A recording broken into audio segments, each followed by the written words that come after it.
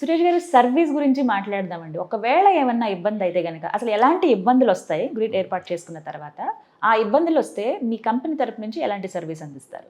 Service అనగానే అండి Suntech energy systems ఈ రోజు వరకు ఈ పొజిషన్కి రావడానికి ముఖ్య కారణం సర్వీసేనండి.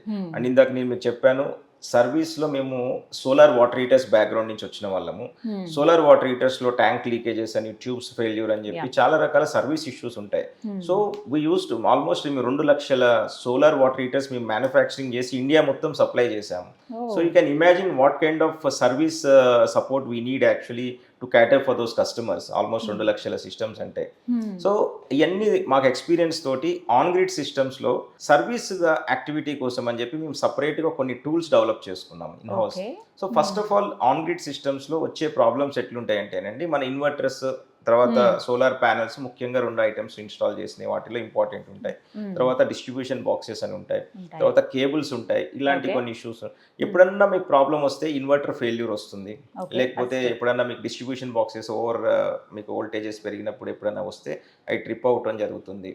సో ఇది కన్జ్యూమర్కి తెలియదండి యాక్చువల్గా. అంటే మొబైల్ యాప్ ఉంటుంది, ప్రతి సప్లయర్ దగ్గర కూడా ఈ ప్రొవిజన్ ఉంటుంది. ఒక మొబైల్ యాప్ ఇన్వర్టర్ ఎవరైతే మనం పెడతామో ఆ ఇన్వర్టర్ సప్లయర్కి సంబంధించిన ఒక మొబైల్ యాప్ కస్టమర్కి డౌన్లోడ్ చేసుకొని ఎన్ని యూనిట్స్ జనరేట్ అవుతున్నాయి అనేది చూసుకోవచ్చు. కానీ అవి చూసుకోవటం వరకు మాత్రమే ఉంటుంది దాంట్లో. సో మేమేం చేసామంటే సన్టెక్ ఎక్స్క్లూజివ్ యాప్ ఒకటి డెవలప్ చేసామండి. ఈ ఇన్వర్టర్స్లో కూడా చాలా బ్రాండ్స్ ఉంటాయి. ఒక సప్లయర్గా నేను ఇప్పటికీ ఒక 15 రకాల బ్రాండ్స్ మేము ఇన్వర్టర్స్ వాడాము. సో ప్రతి ఒక్కటి కూడా మేము మానిటర్ చేయాలంటే ఈ రోజు మనకు రూఫ్ టాప్ కస్టమర్స్ 6,000 పైన కస్టమర్స్ అయిపోయారు. ఈ 6,000 మంది అసలు నడుస్తున్నాయా లేదా, ప్రాబ్లమ్స్ ఏమొస్తున్నాయి అంటే కస్టమర్ ఐడెంటిఫై చేసి మనకి కాల్ చేస్తేనే మనకి తెలుస్తుంది అనేది మేము ఆలోచించి, ఇట్లా కాకుండా మనం ఇంకా ఏం చేయొచ్చు, so how can we reach customer directly, అంటే వాళ్ళు మనకి కాల్ చేయకుండా మనమే సర్వీస్ ఇవ్వాలంటే ఏం చేయాలి, దీని మీద మేము ఒక R&D చేసి ఒక 6 months నుంచి మేము డెవలప్ చేసి లాస్ట్ మంత్ మేము ఒక యాప్ని లాంచ్ కూడా చేసామండి.